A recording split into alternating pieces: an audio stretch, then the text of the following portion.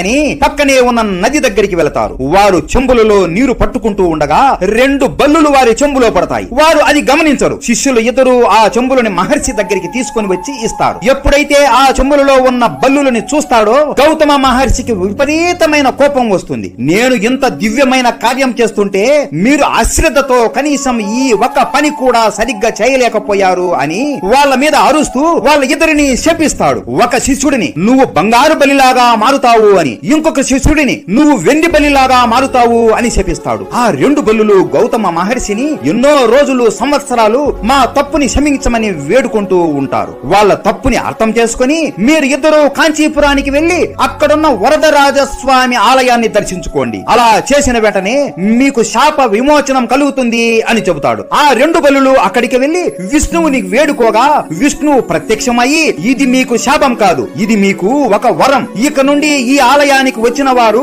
మిమ్మల్ని ముట్టుకుంటే వాళ్ళకి ఉన్న బల్లి దోషాలు మరియు జీవితంలో ఉన్న ప్రతి ఒక్క కష్టం తీరిపోతుంది. ఇలా మిమ్మల్ని పట్టుకున్న వారిని ఎవరు పట్టుకున్నా కూడా వారికి ఉన్న బల్లి దోషం కూడా పోతుంది అని వాళ్ళ ఇద్దరిని విష్ణువు దీవిస్తాడు. వెంటనే ఆ 2 బల్లులు ఆయా ఆలయంలోనే విగ్రహం రూపంలో మారిపోయాయి. ఇప్పటికీ కూడా మీరు ఈ ఆలయానికి వెళితే ఒక బంగారు బల్లి అలాగే ఒక వెండి బల్లి ఉంటుంది. మీరు ఎప్పుడైనా ఈ ఆలయానికి వెళ్లి ఈ బల్లులని పట్టుకున్నారా?